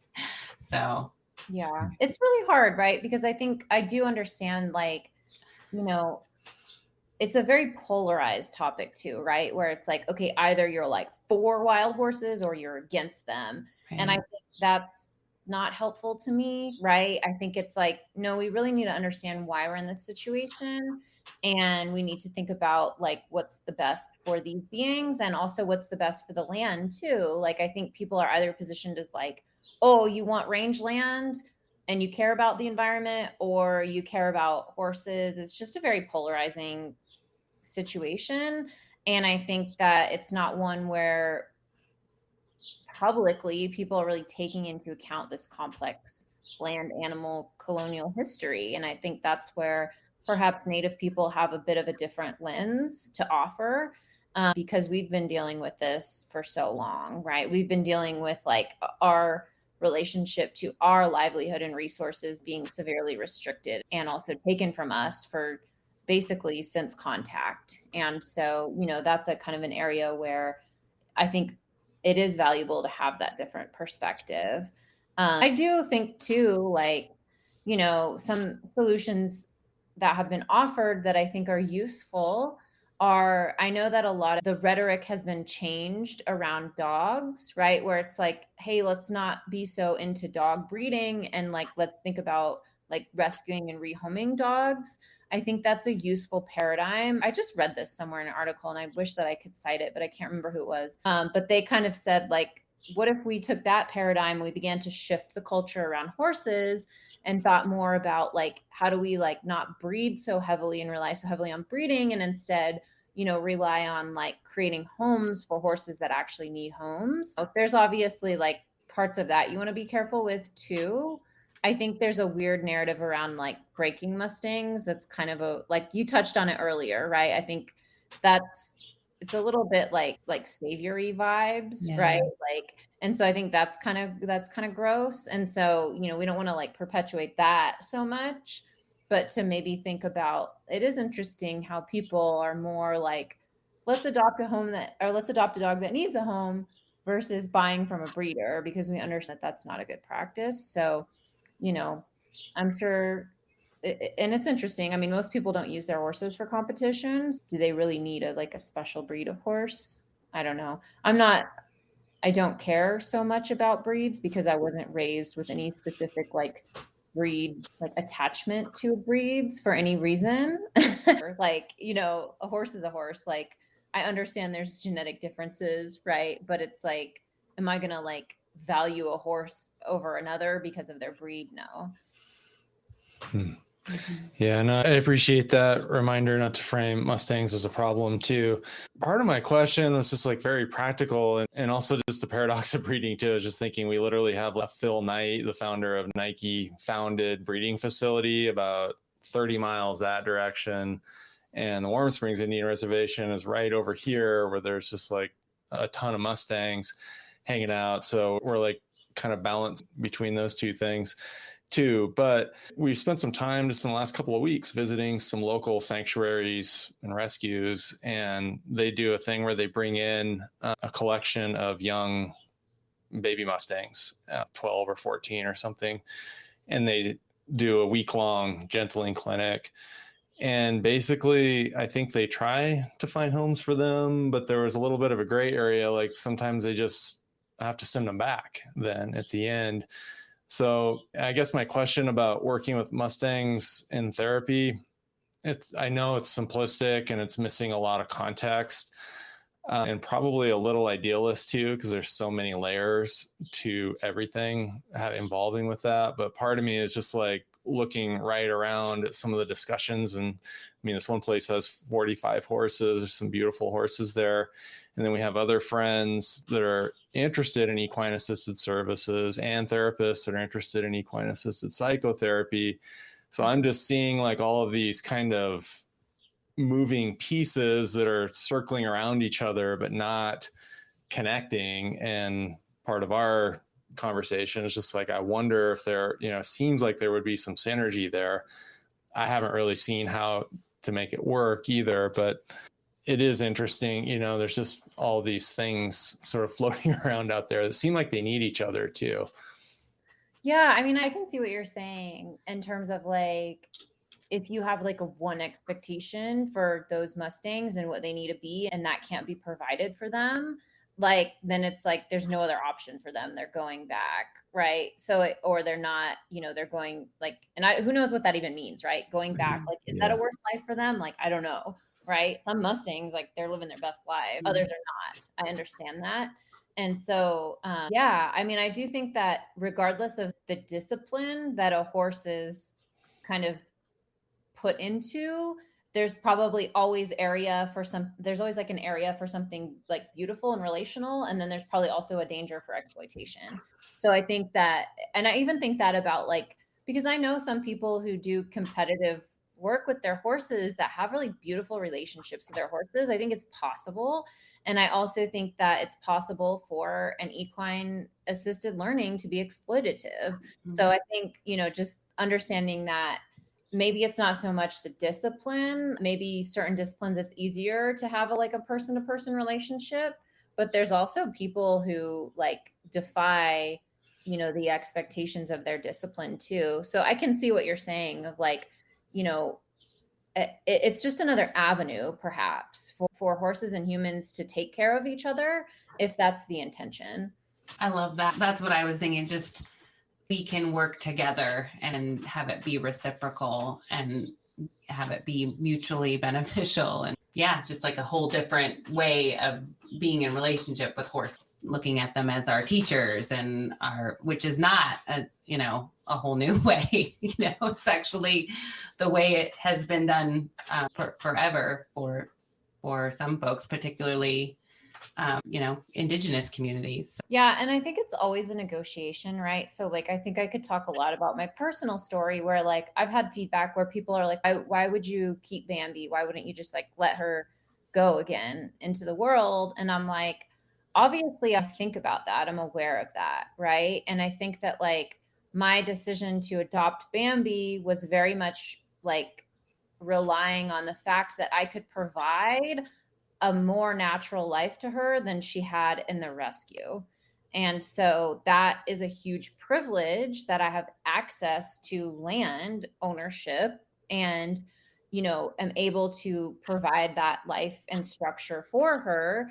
But I knew that her life was going to be better, originally at my family's ranch and then now with us on our land than it was going to be at the rescue. And it's not any problem with the rescue. It's just that, obviously like not every rescue has like access to tons and tons of land. Like not every horse person has access to tons of land. Right. So I think about that. And I also think that I'm aware that some free range horses, like I said, they live their best life. Others are like subjected to not having enough resources, not having access to enough resources, and or getting rounded up and put in a different, worse situation. So kind of like weighing all of those options and thinking about how like we're not going to live in a world that's like free of these human created structures. So it's a negotiation, like how we're moving through these things. And I think every context, every horse is different. And it was a good thing for Bambi and I to come together and to be able to do that together. But maybe there's other horses that's like, maybe their context is it's better for them to just continue to be wild horses. And I think it's really like, I just try really hard not to overgeneralize, because it's very nuanced. One question that I would like to ask you is, have you figured out what your why is with horses? And if so, where are you right now with that question? It's because I'm Navajo. It's just like it's in our DNA. It's who we are. It's almost like it's non-negotiable. It's just the way that it is. Like we are with horses, like since the beginning until the end. So it's kind of like how I don't understand how I would be a Navajo person without horses. And so what have like Bambi, for example, and some of the other horses in your life list, but what have the horses in your life taught you about yourself? Yeah. So I think one thing that Bambi has really taught me is how to better trust my own intuition and my own body, and to kind of trust my gut feeling. That was really how I began to have a relationship with her, was just to feel like if I think that, a big thing for me was like, if I think she's uncomfortable, I'm going to trust that, even though somebody else on the outside might be like, she's fine, just keep pushing through it. So just trusting that gut feeling that I have about what's happening in our interaction right now has been really huge. And she's also taught me that everything matters. So because I don't know if she's more sensitive than other horses or if I've just let her be more sensitive. I haven't like desensitized her out of that. She's taught me that everything you do matters, like from the way that you like wake up in the morning to like what you're thinking in your head, to the way you walk out the door, to the way you pick up that halter, the way you walk toward her, like everything your body is doing, it just matters. And like there's so many times when we've been communicating or working together where I'm like, I can't figure out like what I'm doing wrong, like what's bothering you. And I realize like I'm looking in the wrong place, and it's like, whoa, like okay, so everything I do matters. And there's another time, I do this often, where I just like ride her bareback and I don't do anything. I just like, I wouldn't suggest this for everyone, right? This is not something probably you want to always do, but I can do this with her because I trust her. But I'll just ride her bareback and just like basically like how I have a halter on her, but I just like let the halter like down on her neck and I don't do anything. And I do this because I realize that like every tiny like shift that I make, every move I make, where I look, what I'm thinking, she's responding to that. So if you think of writing like that, it's like this extremely active, embodied exercise of awareness and also like physical capacity, right? You have to be like in good enough shape to be like, I can control my body, right? I cannot be shifting around. I can be like still, I can stay on, like I can be balanced, all of these things. So that's something, it's like everything you do matters, down to what you're thinking, where you're looking, like all of it. And that's a different way, I think, of being in the world, to walk through the world thinking like, oh, everything I do has an effect. So she's really taught me that. And then my gelding has taught me a lot. I feel like I didn't realize I was as reactive as I am until working with him. And then I'm like, oh, that's ugly. Like you're very reactive. So like, let's work through that. And he has taught a lot of patience. And also he's taught me that horses don't just act out. They act like in ways that we assign as negative because there's something happening. So he's a horse that we like realized with the help of a trainer had a lameness issue. And so we didn't realize that till a while in. And that's something that I'm not super proud of, but I think it's really important to put out there because like, I feel like people and even myself like labeled him as just like a problematic horse instead of realizing like, hey, there's a health issue here. And that's been a really valuable lesson for us to learn because we're basically all the time now, if our horse does something, we're like, okay, like we're going to stop because there's a pain issue here. Like, and that's just not the norm at all for people. It's usually like, oh, your horse is being disrespectful or whatever, and it's like, no, like, so that's something that I don't do anymore. Like if we have bucking or we have biting or we have all these like adverse behaviors, I'm like, okay, we're going to stop. We're going to think about, what is in their most immediate environment that we can change. Like, is there something else? A lot of times when Bambi's acting like cranky, I'm like, oh, it's time for a chiropractor adjustment. Like, thank you for telling me, like, we'll do that for you. And then, we'll rest and then we'll continue on. And that is usually what it is, with her. But so I think that's a big lesson to learn is the horses are not doing these things that we label as bad or adverse because of some kind of human weird reason. It's because they're trying to communicate something to us. And so like, to me, especially with bucking, I'm like, if your horse is bucking, like there's some pain issue. They're not like, it takes a lot of energy for them to buck. They're not just going to do it because they don't like you. So, just thinking about all those things. And that's been a really hard lesson to learn because I think for me, I felt bad now that I realized like I didn't know this earlier on. And so just being able to do that, he's taught me that. And he's also taught me how to like embody boundaries, like to have big energy and not be reactive, like because he was a horse that he just likes to be close to people. So sometimes people are uncomfortable with that, and I would say I was uncomfortable with that for a while. And so I was like, how do I like create boundaries with this horse? And, I was able to learn like you can embody your boundaries. You don't have to like have contact with the horse to like instill boundaries. And so that was something I think that he also really taught me too. And to just like really assume the best about him in all situations. Yeah. So I don't know. I could go on and on. Like you said, I learn something every day from these beings, like, especially watching them interact too. Like I think from Bambi, like I love mares and I love the way that they like handle geldings. I just think it's hilarious. And so I think I learned from that too. I'm like, wow, like you're so like powerful, like Bambi, and you're like organizing the space and you're like running the show. And like, how are you doing that? Like, so I feel like I watch from that too. Or I'm like, that's so interesting. Like, and everybody likes you too. Like, what are you doing?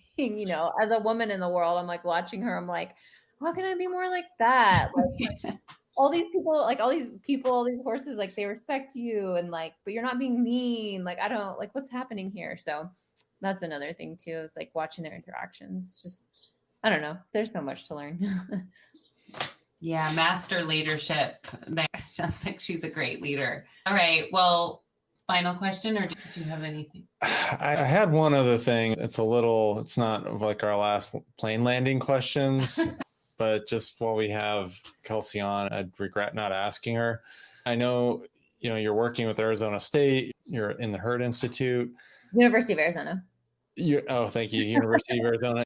What do you think the equine assisted services field, what do you think it needs? And that could be either framed of like, what does it need or what is wrong that needs a course correction? Just what do you see that world needing? And I'm asking a little bit selfishly because we do work with people that work in that field and we try to help them be more mindful, and we say do things with and for the horse. I'm just curious what you see is needed out there in the real world. Yeah, I think two things. So this is like also, I owe this in part to my colleague because we were just talking about this, Dr. Leanne Kniforth. I think that everyone, including myself, can benefit from like just more general equine science and behavior knowledge. So like the more we can learn about like how to read body language so that we can recognize signs and not misinterpret those. Right. So I think and some of that stuff is really simple to learn. Like it's not a huge like mystical scientific secret. It's like you just have to, just teach people. So I think just kind of general education around that, making sure even just health stuff too. Like I feel like in the horse conference that I organize, I try to make that information really accessible to like, how do you recognize, signs of like sickness in your horse, right? Or how do you like care for them? Just kind of really general like things, I think is always really important to think about that. And then the other thing that I would say is my entry point to this world is a really intentional look at human social structures and dynamics, because they affect the way that we are in relationship to horses, whether we're doing a competitive discipline, or whether we're doing equine assisted services.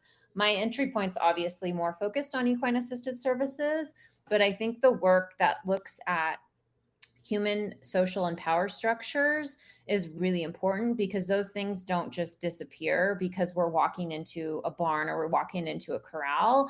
And especially if you're doing work with humans, with horses, then those dynamics are going to be very present. I think it's no secret that the equine industry is very white-centered industry, even though there are tons of folks of color and Native folks and Black folks who do, different types of equine work. Those are not the people who are necessarily positioned as experts in that world. And so I think that is because of human racial power dynamics. And so those are obviously affecting our relationship to horses in really complex ways that I don't think we fully understand yet. But I know that they are, right? And it's been more recent too that there have been kind of more honest conversations about racism in equine industries, and also just about like how non-diverse a lot of these spaces are. And so that I think is a big piece of this. And even more down that path, I feel like a gong, just like saying the same thing over, but just saying, like, recognizing that Native people have always had essentially this like equine assisted learning relationship to horses. Like, this is our framework. And the education systems that we've been forced into have actually like forced us to unlearn that framework. And so when Western scientists like say they've discovered something new, it's quite offensive to Native people because we're like, we actually already always knew that. And the system that you created basically separated us from that knowing. And now you're using that same system to claim that you discovered that knowing. So I think that's just one piece of like, equine assisted services where perhaps that's the reason why it's not a diverse space is because of these like complex dynamics of how knowledge comes to be and like the history of research and education and its interaction with folks of color. So those things, I believe they always matter, whether you're in the academic world or whether you're creating a curriculum, for folks to learn with their horses. Like, I think you have to always be aware of those dynamics because they're always going to be lurking in there. But you can do things about it. It's not like, I don't want to sound too much of a downer. Well, yeah, I think just having these conversations is one thing right off the bat. So I really appreciate you sharing all that because yes, everything you just said just made so much sense. And I don't think I've heard anybody talk about it that succinctly and that sort of like, yeah, this is it. Two things, this and this. And yeah, so I love that. So thank you for sharing that very much. I appreciate it. Yeah, thanks. If you could tell people just three things that are the most important or most meaningful about horses for you, what would they be? Oh, okay. I think I would say like they pretty much know everything that's going on. Like, so I think that's that piece of like sentience, right? That's another one of those things that natives have always said, like horses are sentient. And so as it's being understood now through Western science, what Native communities are okay, like, yes. So I think, yes, if you want to say they're sentient, but my way of saying that is just like they pretty much know everything that's happening. And they probably know more than you think that they know about what's going on in the space. And yeah, just giving them the benefit of the doubt that they do have all of these different pieces of personhood that we maybe don't assign to them and acting toward them as if you believe that they do, even if it hasn't been proved by science yet. Right. So like, why do we need science to prove that they process emotions similar to to humans? Why can't we just act as if they do? So I think that's number one. So I think the first one is definitely like the sentience, like personhood of horses. I think also the second is I really value creating a relationship or space with horses that allows them to exist as autonomously and in their natural state as much as possible. So I think like one thing that just really weirds me out is the way that some people manage horses in very unnatural conditions. And so I think, an important thing is like horses need space. That's like really basic, but like horses, they need space and they need social outlets. Those are kind of two really basic things that I've always privileged in my life is like, let's make sure they have a lot of space and autonomy and friends and water and food. So just thinking about, how can I think it's important for people to realize like those are really basic things. They may not be basic for you to access, but I believe it's very important. I've seen like, even just with your story about your Mustang, right? Like putting them in a larger space with a friend was like, made all of the difference. So I think, I've learned too by kind of looking at some of the science that a lot of the like behaviors that we don't love with horses are just because they're managed incorrectly. Like, and so let's just like do the kind of most basic thing. It's very basic for people who perhaps grew up in that environment, but if you didn't grow up seeing horses very like free range, then it would probably be new information. And the third most important thing about horses that I would share with people, I think this matters, but like they're very funny. So we can be very serious with them, but like I really do think that they have some concept of like humor and just goofiness. And so I think that there's just a lot of joy in viewing them through that lens. It creates a lot of joy to just be like, just watching either how they interact with you or with other folks, where it's like, oh my gosh, like this is hilarious. Like, so I don't know if there's like, it would be interesting if somewhere down the road, like science could tell us that like they do have a sense of humor. I think that they do. When I was doing my last equine facilitated learning demo, I was doing it with like a co-facilitator, and he was like, I'm a teacher, and so I always take notes. And so him and I were standing in the round pen, and my dad's horse Major was like at liberty in the round pen. And so he like pulled out his notes, and he's like, I always take notes. And like Major came over and literally looked over his shoulder and looked at the notes. And the whole crowd started laughing. And I'm like, you can't make this stuff up. Like, you really can't. Like, maybe like scientifically we would say like, oh, he's just looking at the paper because it's a different texture or whatever. But I'm like, I think, yes, perhaps that was part of it. But also, if we really are going back to that number one about horse sentience, I think like also understanding that like they're not always just biologically operating, right? The same way that humans are not just like, oh, we're either hungry or hormone levels are increased, or, like whatever, we're angry. Like there's like, let's assign like more complexity, I think, to their being in the world. And part of that is definitely like humor. It's just like fun, and they're funny, and they bring so much joy, to living with them. It's just fun. Like I laugh at their interactions all the time. God, that's so good. Yeah, I totally agree. My horses are always cracking me up, and they're such smart asses. You could say uncanny, but it's not, because it's just who they are. So yeah, that's a good one. That's a good one. Yeah. Okay, this has been so cool. The fangirl in me is feeling very satiated. So thank you very much, Kelsey. I can't wait to sort of just process this conversation and then go back, and now I can listen to it again and probably reach out with more questions. Thank you for your time.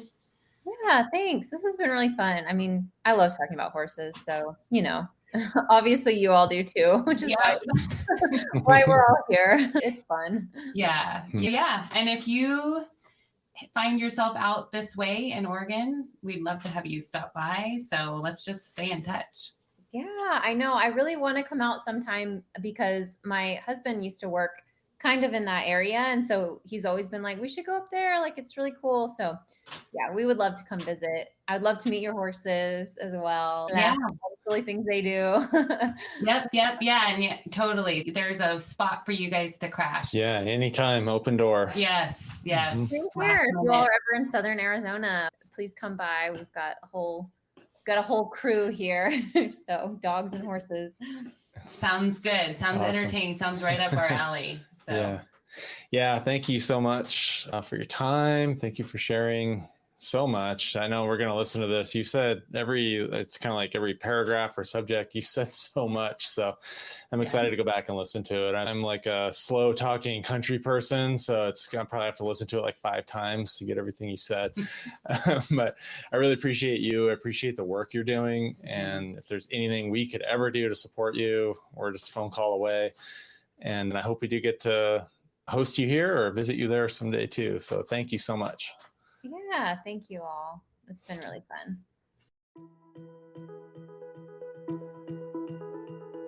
I hope you enjoyed the show today. We'd love for you to join our free Substack community for The Herd is Calling. Connect with us, engage in thoughtful discussions, and access exclusive content. Click the link nearby to subscribe. It's so easy and totally free. We appreciate you listening, and as always, may the horse be with you.